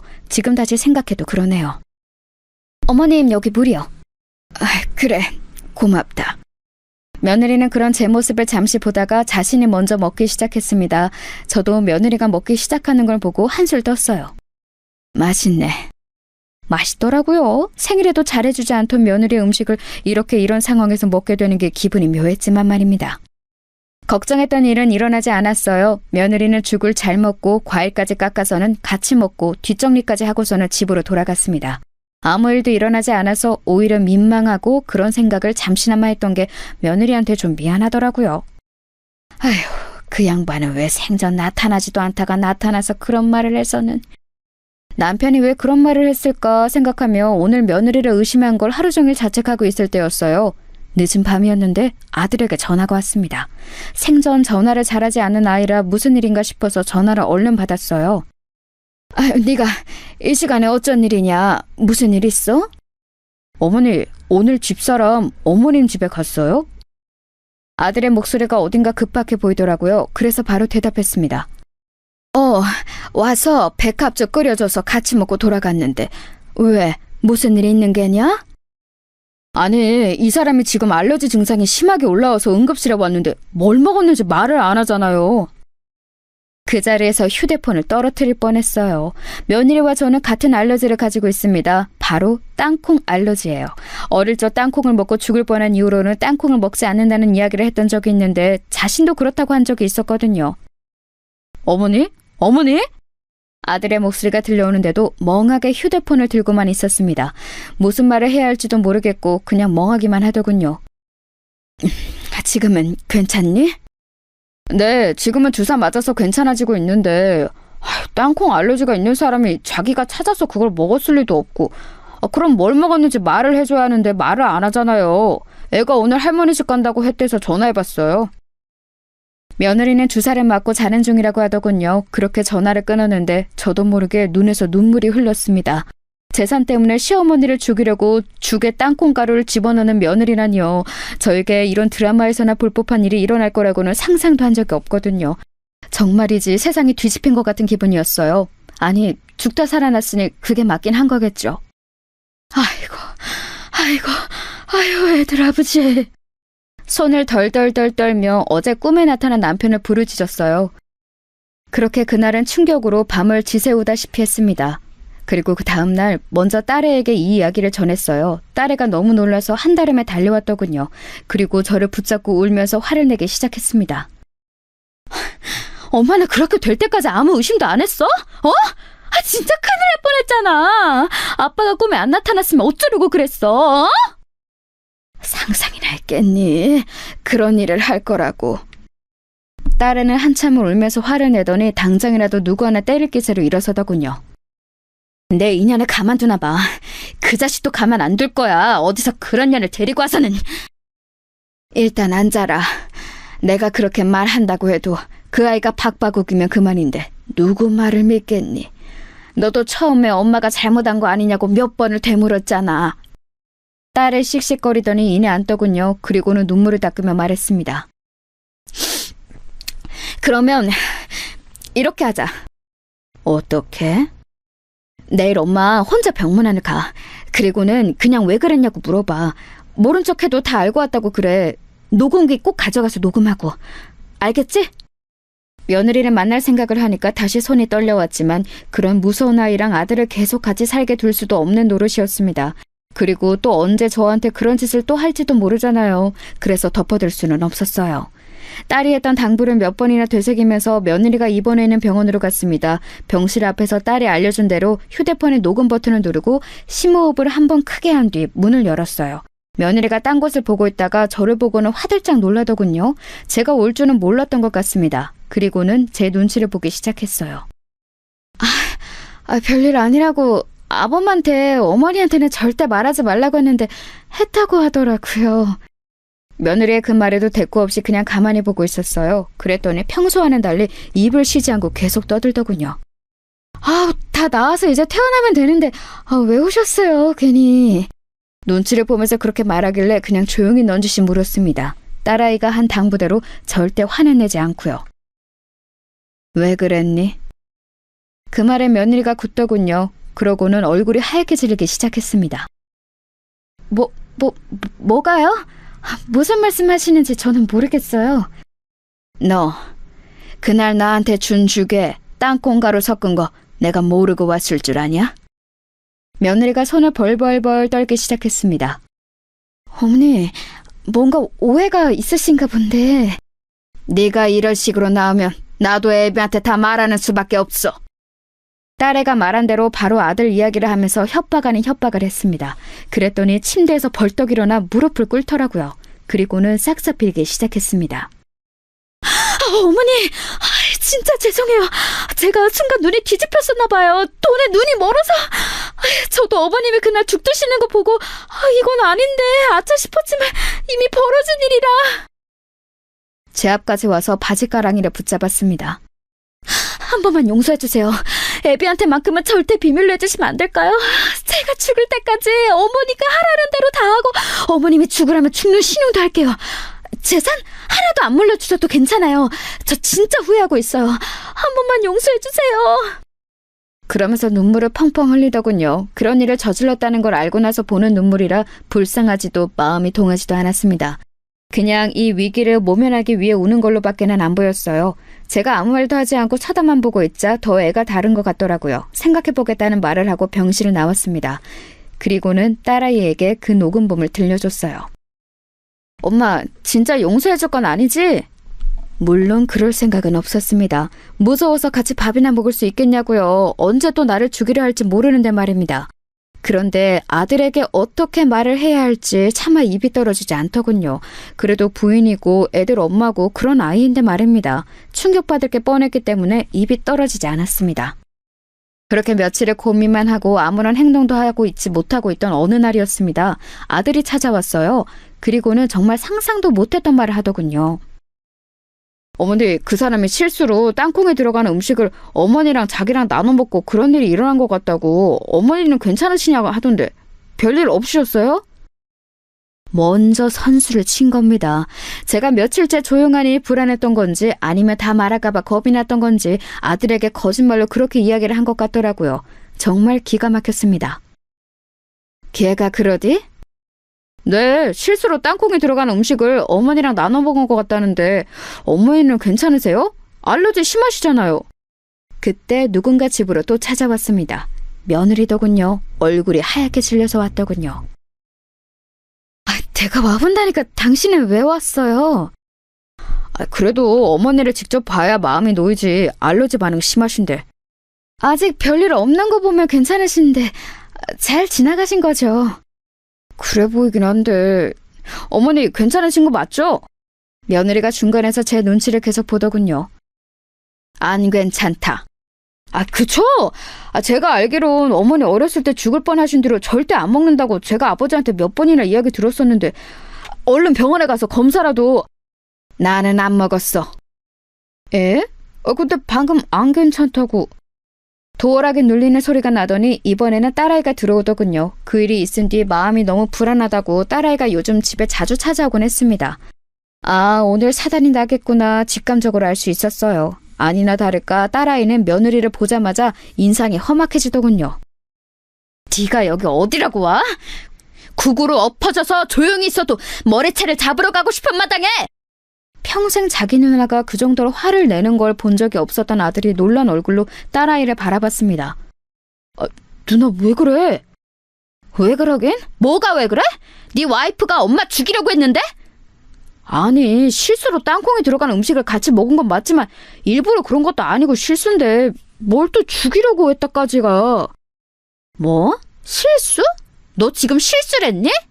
딸아이가 씩씩거리면서 며느리를 노려보니 며느리가 입술을 꽉 깨물더군요. 그러고는 다짜고짜 무릎을 꿇었습니다.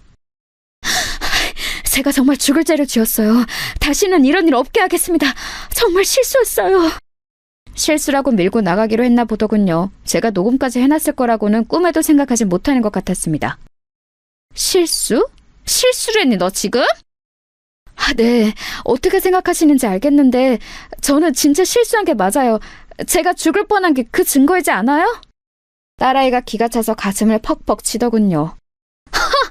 네가 엄마 재산 노리고 일부러 백합죽에 땅콩가루를 넣어놓고 지금 실수라고? 백합죽에 땅콩가루를 넣은 게 실수라는 거니? 그런 레시피가 어딨어? 백합죽에 땅콩가루를 넣은 적 없어요. 그 뒤에 먹었던 디저트가 그랬던 거지. 나는 디저트를 먹은 적이 없는데? 제 말에 며느리가 잠시 움찔하더군요. 어머니가 깜빡하신 거예요. 제가 빵 사와서 같이 드셨잖아요. 아니, 나는 아무리 생각해도 그날 너랑 먹은 거 백합죽이나 사과밖에 없다. 가만 듣고 있던 아들이 말을 보태기 시작했습니다. 백합죽에 이 사람이 땅콩가루를 왜 넣어? 누나도 너무 억측하지 마. 사람을 어떻게 그런 식으로 보고 말해? 네가 사람 보는 눈이 없으니까 저런 애를 마누랍시고 데리고 사는 거야. 지금 말 다 했어? 생사람 이렇게 말도 안 되는 소리 하면서 잡는 누나는 인성이 뭐 좋은 사람이야? 생사람? 생사람? 엄마가 그날 아빠가 꿈에 나타나서 며느리 조심하라고 안 했으면 그 말이 떠올라서 제 죽그릇이나 엄마 죽그릇 안 바꿨으면 그날 그거 먹고 쓰러진 사람은 엄마가 됐을 거야. 엄마는 집에 혼자 있으니까 아무도 발견해주는 사람 없이 그냥 돌아가셨겠지. 근데 뭐? 억측? 생사람? 그거 다 그냥 추측이잖아. 그리고 이 사람도 크게 아팠으니까 기억에 뭔가 잘못됐을 수도 있는 거고. 정말 너무들 하시네요. 며느리가 울기 시작하더군요. 그 모습을 보니 더 이상은 참아줄 수가 없었습니다. 그래서 방으로 들어가 휴대폰을 들고 나왔어요. 그리고는 그날 했던 대화의 녹음을 틀었습니다. 그 안에는 며느리가 제게 싹싹 빌면서 아들에게만은 비밀로 해달라는 음성이 다 녹음되어 있었어요. 그걸 듣는 며느리 얼굴이 하얗게 질려갔고 아들 또한 마찬가지였습니다. 당신 이거 뭐야? 진짜야? 여보, 그게 아니고... 며느리가 아들의 팔을 붙잡았지만 아들은 그런 며느리를 소름 끼친다는 듯 밀어버렸어요. 며느리가 바닥에 엎어져서는 울기 시작했습니다. 어머니 죄송합니다. 누나 미안해. 일단 나도 생각할 시간이 좀 필요해서. 그리고는 정말 충격받았는지 비틀거리며 집 밖을 나서더군요. 그 뒤를 며느리가 따랐습니다. 한바탕 난리가 나고 난 뒤 딸아이는 차라리 잘 됐다며 시원하다 했지만 아들의 그 충격받은 얼굴이 머릿속을 떠나지 않더군요. 정말 많이 놀란 것 같았거든요. 그 다음 날도 며느리는 집 앞을 찾아와서 울며 불며 빌었습니다. 한 번만 용서해달라고 말이죠. 딸아이가 그 모습을 보고 아들에게 전화를 한 뒤 며느리는 한동안 나타나지 않았어요. 그리고 얼마 뒤 아들을 통해 소식을 들을 수 있었습니다. 이혼하기로 했어요. 양육권은 제가 전부 갖고 그냥 원룸 보증금 정도만 주기로 하고요. 마음 같아서는 경찰에 바로 신고를 하고 싶고 그래야 하는 게 맞는 거지만 애들 엄마잖아요. 애들 생각해서라도 한 번만 용서해 주세요. 정말 죄송합니다, 어머니. 딸아이는 그럴 수 없다고 난리를 쳤지만 손주들이 엄마가 살인미수범이라는 사실을 알게 되고 또 그게 세상 밖으로 퍼지게 되었을 때 받을 충격이 걱정되는 건 저도 마찬가지였습니다. 그래서 아들의 뜻에 따르기로 했어요. 그 이후로 몇 년 동안 며느리를 볼 수 없었습니다. 소식도 들리지 않았어요. 뭐 죽은 듯이 사느라 그런 거겠지 했습니다. 하지만 알고 봤더니 이름도 바꾸고 성형수술로 얼굴도 다 바꿔서 다른 남자와 결혼했다더군요. 그것도 처녀라고 속이고 말이죠. 그러나 곧 그 집에서도 돈돈거리다가 쫓겨났다고 들었습니다.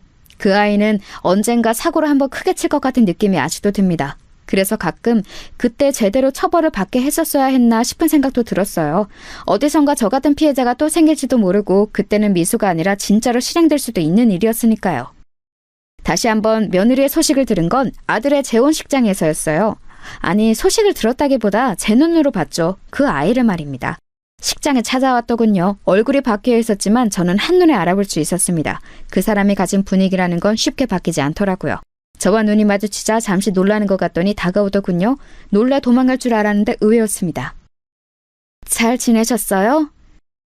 못 지낼 건 또 뭐니? 그래 보이시네요. 새 며느리 봐서 좋으시겠어요. 그래, 너와 달리 참하고 좋은 아이라서 좋다. 애들이 새엄마 밑에서 자라는 게 좋은 건 아닌데요. 너 같은 엄마 밑에서 자라는 것보단 낫지 않겠니? 제가 저조차고 그런 거였겠어요? 그게 다 당신 아들이랑 손주 더 좋은 환경에서 살게 하려고 그런 거잖아. 그때 곱게 죽었으면 내가 이렇게 될 일도 없었잖아. 아니, 그 전에 재산을 제대로 줬으면 이런 일이 없었을 거 아니야! 말도 안 되는 소리로 아글아글 쓰더라고요. 기가 빠져서 멍하게 쳐다보고 있는데 그 모습을 보고 아들이 다가와 며느리를 끌고 나갔습니다. 나중에 듣기로는 한 번만 더 나타나면 그날 그 녹음본을 가지고 바로 경찰서로 간다고 했다더군요. 그 이후로는 며느리의 소식은 더 이상 들을 수 없었습니다. 본인도 겁이 난다면 더 이상 저희 앞에는 나타나지 않겠죠.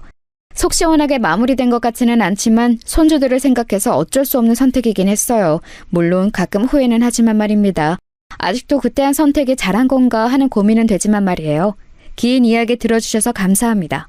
아, 지금 며느리는 저에게도 아들에게도 또 손주들에게도 더없이 잘해요. 하지만 그래도 재산은 미리 물려주지 않으려고요. 저도 얻은 교훈이 너무 많거든요.